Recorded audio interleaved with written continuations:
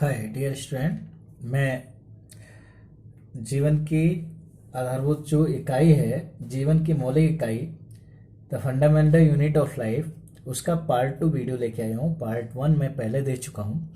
इसमें यह मैंने छोड़ा था अंतर्द्रव्य जालिकाएं, नंबर 2 गाल्जी उपकरण, लाइसोसोम, माइटोकॉन्ड्रिया, प्लास्टिड क्या होते हैं।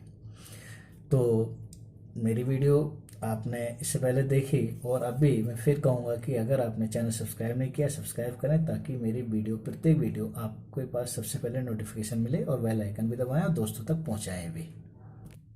तो इसमें पहला पॉइंट है अंतर्द्रव्य जालिका क्या होती है। इनको इंग्लिश में एंडोप्लाज्मिक रेटिकुलम कहते हैं, ईआर कहते हैं, शॉर्टकट में ईआर। अंतर्द्रव्य जालिकाएं क्या होती हैं, ये आपका यहाँ देखिए कि मैंने एक चित्र दिया है। पहले आप चित्र को देख लीजिए सही से कि चित्र का वर्णन आपको आना चाहिए। जब चित्र आपको आ जाएगा, ये देखिए इसमें क्या है कि ये इस तरह की एक अलग अलग संरचनाएं होती है। जिस तरह से मैंने बनाया आप भी इस तरह से बना लें। और इसमें जो इस तरह से गोल गोल जो बिंदु आपको दिखाई दे रहे हैं, ये राइबोसोम होते हैं बाहर, लेकिन अंदर की साइड में नहीं है, बाहर सब में है। तो ये इसलिए खुरदरी होती है। तो इसे खुरदरी अंतर्द्रव्य जालिकाएं या रफ एंडोप्लाज्मिक रेटिकुलम ईआर कहते हैं। और जो अंदर है चिकना भाग होता है, इसलिए चिकनी अंतर्द्रव्य जालिकाएं स्मूथ ईआर कहते हैं। और इसमें जो ये राइबोसोम लगे होते हैं जो प्रोटीन संश्लेषण का कार्य करते हैं, इसमें सिस्टर्नी होते हैं, ये जो है इस तरह से सिस्टर्नी होती हैं। और जो गोल संरचनाएं होती हैं वेसिकल्स होते हैं। और इसमें जो ये संरचनाएं होती हैं नलिकाएं होती हैं। देखिए ये चित्र आपको एनसीईआरटी बुक में नहीं मिलेगा, इसमें मैंने आपको अलग से फाइंड करके आपको दिया है।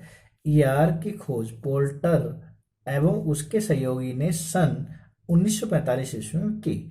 ये कोशिका द्रव्य में सूक्ष्म बस चपटी नलिकाओं का जाल सा बनाती हैं। ये नलिकाएं यूनिट मेम्ब्रेन से घिरी होती हैं।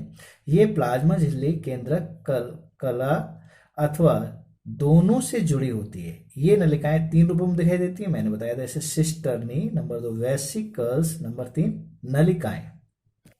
इसके आगे देखिए ईआर जो एंडोप्लाज्मिक रेटिकुलम में 2 प्रकार होते हैं, खुरदरी अंतर्द्रव्य जालिकाएं और चिकनी अंतर्द्रव्य जालिकाएं। आरईआर या एसईआर भी कहते हैं, यानी आरईआर या एसईआर।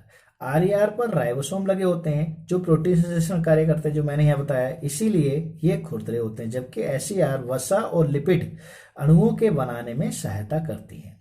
अब इसके आप कार्य देखिए, जो अंतर्द्रव्य जालिका है उसके कार्य, इनके द्वारा कोशिका द्रव्य एवं केंद्रक में पदार्थों का स्थानांतरण होता है, अतः पदार्थों के परिवहन में ये सहायक होती हैं। कोशिका विभाजन के समय नई केंद्रक कला बनाती हैं।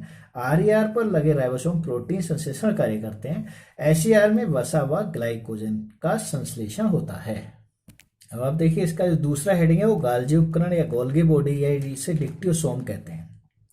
ये क्या है, इसमें इस तरह की संरचनाएं होती हैं, ईंट के चट्टे जैसी कुछ संरचनाएं मुड़ी हुई ये होती हैं, इस तरह से बना होता है। ये आपका गोल्जी उपकरण है। इसमें क्या है, ये स्रावी वैक्यूल, इसका देखो जैसे कि नीचे को दबा हुआ अवतल पार्ट और उत्तल पार्ट 2 होता है। जो अवतल पार्ट में वहां स्रावी वैक्यूल होते हैं, ये स्रावी फेस कहते हैं। इसमें समांतर ये ऊपर नीचे रखे होते हैं, इसलिए समांतर इन्हें कुंडिकाएं कहते हैं। और इसके उत्तल साइड में इसमें वेसिकल्स होते हैं, सिस्टर्नी होते हैं। अब आप इसका वर्णन दीजिए। गाल्जी उपकरण की खोज सबसे पहले कैमिलो गोल्जी ने सन 1898 ईस्वी में की थी। इसे गोल्जी कम्प्लेक्स या गोल्जी काय या गोल्जियोसोम भी कहते हैं। ये नाम है इसके 3।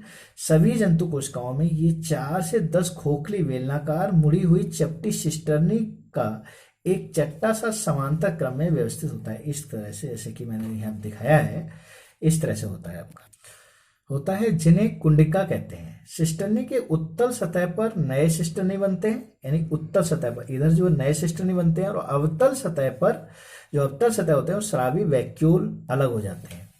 और पादप कोशिका में गोल्जिकाएं के कई छोटे छोटे समूह होते हैं जिन्हें डिक्टियोसोम भी कहते हैं, इसलिए इसका नाम गोल्जी उपकरण का दूसरा नाम क्या है, डिक्टियोसोम भी है। नोट, जीवाणु एवं नीलहरे शैवालों में गोल्जिकाएं नहीं पाई जाती हैं, ये आपको याद होना चाहिए।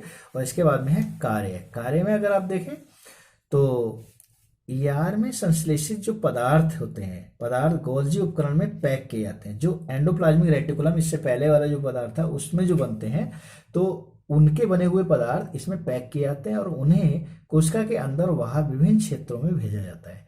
कोशिका के सभी स्रावी पदार्थ जैसे आपने देखा गोंद, रेजिन आदि का स्राव भी गोल्जिकाओं से होता है और इन्हीं गोल्जी उपकरण के द्वारा लाइसोसोम का निर्माण होता है।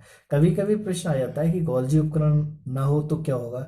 तो क्या है, एक तो ये जो पैक किए जाते हैं इसमें जो विभिन्न क्षेत्रों में भेजा जाता है ये सब क्रियाएं नहीं होंगी और ना ही लाइसोसोम का निर्माण होता है, ऐसा प्रश्न आता है। इसका थर्ड पॉइंट है लाइसोसोम। देखिए चित्र आपका इसका भी आपकी एनसीईआरटी बुक में नहीं दिया है, मैंने इसे फाइंड करके आपको किया है। तो आप देखिए विद चित्र के मैंने बड़ा ही क्लियर करके दिया है। तो लाइसोसोम थैलियां होती हैं जिस तरह से, यानी कि ये गोल गोल थैलियां होती हैं और ये लिपिड लेयर की बनी हुई थैली होती है। इसमें बाहर मेम्ब्रेन होती है एक और बैक्स माने थैली होती है और हाइड्रोलाइटिक एंजाइम का मिक्सचर होता है जो अपने आप को खुद कभी कभी इन सेल को भी पाचित करते हैं, इसलिए इसे कभी कभी सुसाइड वैग भी कहते हैं। अब आप इसका वर्णन देखिए। लाइसोसोम की खोज सर्वप्रथम डी दुवे ने सन 1955 में की थी। लाइसोसोम जल अपघटनीय एंजाइम यानी हाइड्रोलाइटिक एंजाइम्स की भरी हुई थैलियां होती हैं। आरईआर इन एंजाइमों को बनाते हैं। ये जंतुओं में अधिक मिलती हैं परंतु पादपों में कम। लाइसोसोम कोशिका का अवशिष्ट निपटाने वाले तंत्र हैं। ये बाहरी पदार्थ एवं कोशिका अंगकों के टूटे फूटे भागों को पाचित करके कोशिका को साफ करता है। कोशिका के अंदर आने वाले बाहरी पदार्थ जैसे बैक्टीरिया, भोजन, पुराने अंगक लाइसोसोम में चले जाते हैं जिन्हें ये छोटे छोटे टुकड़ों में तोड़ देता है। इसके बाद में लाइसोसोम में बहुत शक्तिशाली पाचनकारी एंजाइम होते हैं जो जटिल पदार्थों को सरल पदार्थों में तोड़ देता है। कोशिकीय चयापचय यानी मेटाबॉलिज्म जो क्रिया होती है में व्यवधान के कारण कोशिका क्षतिग्रस्त या मृत हो जाती है जिससे लाइसोसोम स्वयं नष्ट हो जाता है और एंजाइम अपनी ही कोशिकाओं को पाचित कर देता है। इसलिए लाइसोसोम को कोशिका का आत्मघाती थैली या सुसाइड वैग भी कहते हैं। कभी कभी ये प्रश्न बहुत पूछते हैं कि लाइसोसोम को दूसरा नाम क्या है, तो इसे आत्मघाती थैली या आत्मघाती थैली किसे कहा जाता है, लाइसोसोम को। इस तरह से प्रश्न पूछा जाता है क्योंकि ये अपनी ही कोशिकाओं को कभी कभी स्वयं नष्ट कर देता है, इसे आत्मघाती थैली कहते हैं। इसका चौथा पॉइंट है माइटोकॉन्ड्रिया या कॉन्ड्रियोसोम। माइटोकॉन्ड्रिया या कॉन्ड्रियोसोम। इसका सबसे पहले तो आप चित्र देखिए, इसको इस तरह से बनाना है। इसमें बाहर की एक एक्सटर्नल मेम्ब्रेन होती है, एक अंदर जो है ये कर्व टाइप की होती है, टेढ़ी मेढ़ी होती है। इसी में ये छोटे छोटे F1 कण होते हैं और इसके बाहर एक लेयर और होती है। तो यहाँ देखिए मैंने लिखा है एक्सटर्नल मेम्ब्रेन माने बाहरी झिल्ली कह सकते हैं आप, और नीचे जो अंदर जो तिरछी वाली टेढ़ी टेढ़ी जो दी है इसे इंटरनल मेम्ब्रेन का है, इसको या आप आंतरिक झिल्ली भी बोल सकते हैं। और जो ये वाली जो है ये दो चैम्बर है, एक अंदर और एक बाहर, तो ये आउटर चैम्बर या बाहरी कक्ष बोलेंगे और ये अंदर है तो इनर चैम्बर या अंतः कक्ष भी बोलते हैं हिंदी में। ये जो है जो उभरी हुई उंगली के समान जो संरचना है इस तरह से जो उंगली समान है इनको हम क्रिस्टी कहते हैं और इन क्रिस्टियों में ये छोटे छोटे जो कण होते हैं ये F1 कण है जो ATP अणुओं का निर्माण करते हैं, इसीलिए यहाँ ऊर्जा का निर्माण होता है। इसीलिए जो माइटोकॉन्ड्रिया को कोशिका का ऊर्जा गृह भी कहते हैं। अब देखिए इसका वर्णन भी मैंने लिखा है। माइटोकॉन्ड्रिया की खोज सर्वप्रथम अल्टमान ने सन 1900 में की थी। माइटोकॉन्ड्रिया को कोशिका का बिजली घर या power house of the cell भी कहते हैं।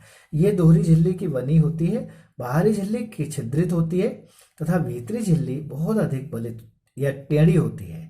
इसकी भीतरी दीवार में अंगुली यानी कि अंगुली के सदृश उभार पाए जाते हैं जिन्हें हम क्रिस्टी कहते हैं। ये सारा वर्णन मैं पहले कर चुका हूँ। क्रिस्टी पर अनेक छोटी घुंडी के समान समृद्ध कण होते हैं लगे होते हैं जिन्हें F1 कण या ऑक्सीसोम कहते हैं। F1 कणों में ATP अणुओं का निर्माण होता है। ATP को कोशिका के लिए ऊर्जा का सिक्का भी कहते हैं। आवश्यकता पड़ने पर कोशिका ATP को ऊर्जा के रूप में प्रयोग करती है। माइटोकॉन्ड्रिया की गुहा में प्रोटीन युक्त अर्ध तरल मैट्रिक्स भरा होता है। मैट्रिक्स में माइटोकॉन्ड्रिया के अपने राइबोसोम तथा DNA होते हैं। यह अपना कुछ प्रोटीन भी स्वयं बनाती है। देखिए माइटोकॉन्ड्रिया का कार्य, इसमें खाद्य पदार्थ का ऑक्सीकरण होता है जिससे कि ऊर्जा का निर्माण होता है, इसीलिए ये कोशिका का इसे ऊर्जा गृह भी कहते हैं। इसके बाद इसका 5वां नंबर प्लास्टेट या प्लास्टेट्स या इन्हें लवक भी कहते हैं। यह अब इसका भी आपका वर्णन मैं यहाँ दे रहा हूँ। देखिए प्लास्टिक या लवक, लवक के कारक क्या होता है कि वर्णक होते हैं, इनमें रंग आदि का पता चलता है। तो प्लास्टिक या लवक केवल पादप कोशिकाओं में पाए जाते हैं। ये दो प्रकार के होते हैं, क्रोमोप्लास्ट और ल्यूकोप्लास्ट। जिस क्रोमोप्लास्ट में क्लोरोफिल वर्णक होता है उसे क्लोरोप्लास्ट कहते हैं, यानी क्रोमोप्लास्ट को ही क्लोरोप्लास्ट कहते हैं। पौधों में क्लोरोप्लास्ट प्रकाश संश्लेषण के लिए उत्तरदायी होता है। क्लोरोप्लास्ट में क्लोरोफिल के अतिरिक्त विभिन्न पीले, लाल व नारंगी रंग के वर्णक भी होते हैं, जबकि ल्यूकोप्लास्ट सफेद रंगहीन वर्णक होता है। इसमें स्टार्च, तेल तथा प्रोटीन जैसे पदार्थ संचित होते हैं। अब देखिए यहाँ मैंने इसमें भी एक चित्र दिया है, इसको हरित लवक या क्लोरोप्लास्ट कहते हैं। इसमें क्या होता है, एक माइटोकॉन्ड्रिया की तरह ही संरचना होती है लगभग, और इसमें चट्टे जैसे बने होते हैं। ये जो चट्टे जो होते हैं, इसमें जो प्रत्येक चट्टे की जो एक एक तह है उसको हम थाइलेकाइड बोलते हैं। और ये पूरा जो भाग है ग्रेनम है, चट्टान के रूप में होता है। इनको जो अलग अलग होते हैं इन्हें ग्रेनम लैमेली कहते हैं। और इसकी एक बाहरी झिल्ली होती है और एक अंदरी, ये बाहरी झिल्ली है, इसमें एक अंदरी झिल्ली है, और ये जो बीच में पदार्थ भरा होता है उसे हम स्ट्रोमा कहते हैं। ये जो इस तरह की संरचनाएं हैं जो कोशिका के आकार की, स्ट्रोमा लैमेली होते हैं। देखिए इसकी संरचना आगे है। क्लोरोप्लास्ट की भीतरी रचना में बहुत सी झिल्ली वाली परतें होती हैं जो स्ट्रोमा में स्थित होती है। प्लास्टिड देखने में माइटोकॉन्ड्रिया की तरह ही होता है। माइटोकॉन्ड्रिया की तरह प्लास्टिड में भी अपना डीएनए और राइबोसोम होता है। माइटोकॉन्ड्रिया में भी डीएनए और राइबोसोम होते थे। इसमें कभी कभी आता है कि दो ऐसे पदार्थों को नाम बताइए, जो ऐसे अंगों के नाम, कोशिकांग के नाम, जिनमें डीएनए, अपना डीएनए और राइबोसोम होता है। दो हैं, एक तो प्लास्टिड है और दूसरा माइटोकॉन्ड्रिया है। ये आपके उसमें भी है।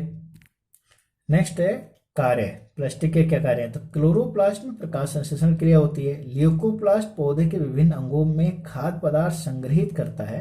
क्रोमोप्लास्ट पुष्पों के दलों, दल माने पंखुड़ी, एवं फलों में पाए जाते हैं और पुष्पों को चटकीला व आकर्षक बनाते हैं, जिससे कीट पुष्पों की ओर आकर्षित होते हैं। परागण की क्रिया इसी कारण होती है, यानी कीट, क्योंकि पुष्प का जो फूल का रंग बड़ा आकर्षित होता है, इसलिए जो कीट है वो वहां बैठते हैं और इस प्रकार से परागण की प्रक्रिया होती है। इसमें जो नेक्स्ट छठा जो अंग है, कोशिकांग है, वो है रसधानियां आपके उसमें, जिसको रिक्तिका या वैक्यूल भी कहते हैं। इसका भी मैंने चित्र बनाया है, आप इसको देखें तो वो इस तरह से देखिए। पहले आप चित्र देखिए, इसमें क्या है, एक रिक्तिका, ये ज्यादातर पादप कोशिकाओं में मिलती है। रिक्तिका खाली जगह होती है जिसमें रिक्तिका द्रव भरा होता है। इसमें छोटे छोटे ये जो कण हैं इस तरह के हरित लवक होते हैं, बीच में धानी होती है। इसमें एक ये जो लाल रंग का मैंने दिया है, ये केंद्रक है, वहां रिक्तिका कला होती है और कोशिका द्रव्य होता है। अब आगे देखिए, इसमें रसधानियां ठोस अथवा तरल पदार्थों की संग्राहक थैलियां होती हैं। जंतु कोशिकाओं में रसधानियां छोटी होती हैं, जबकि पादप कोशिकाओं में रसधानियां बहुत बड़ी होती हैं। इनमें खोखला भाग होता है जिसमें रिक्तिका द्रव भरा रहता है। रसधानियों में कोशिका द्रव भरा होता है। इसके चारों ओर रिक्तिका कला पाई जाती है, जिसे टोनोप्लास्ट, यानी रिक्तिका जो कला होती है इसे हम टोनोप्लास्ट भी कहते हैं। रसधानियां कोशिका को स्फीति व कठोरता प्रदान करते हैं, माने आकार या आकृति प्रदान करते हैं। इसमें देखिए, पौधे के लिए आवश्यक बहुत से पदार्थ रसधानी में पाए जाते हैं। ये पदार्थ अमीनो अम्ल, शर्करा, कार्बनिक अम्ल तथा कुछ प्रोटीन होते हैं। अब इसके कार्य देखिए, रिक्तिका के या जो रसधानी है उसके कार्य क्या है, तो रिक्तिका कोशिका को स्फीति व कठोरता प्रदान करती है। ये जल, भोजन व उत्सर्जित पदार्थों का भंडारण करती है। इसमें घुले रंगीन पदार्थ पुष्पों को आकर्षित रंग प्रदान करते हैं। अब आपको क्या कार्य है, अगले आपको जो पीछे मैंने माइटोकॉन्ड्रिया पढ़ाई है तो उसका चित्र बनाना है, और हरित लवक का चित्र बनाना है, रसधानी का भी चित्र बनाना है, और इनमें जंतु व पादप कोशिका में अंतर करना है। इसमें मैं आगे आपको समसूत्री विभाजन यानी कि कोशिका विभाजन के बारे में पढ़ाऊंगा, जिसमें समसूत्री विभाजन और अर्धसूत्री विभाजन, और इसकी जो एक्सरसाइज है पाठ के अंत में, जो आंतरिक और अभ्यास प्रश्न है उनका हल दूंगा। और तब तक के लिए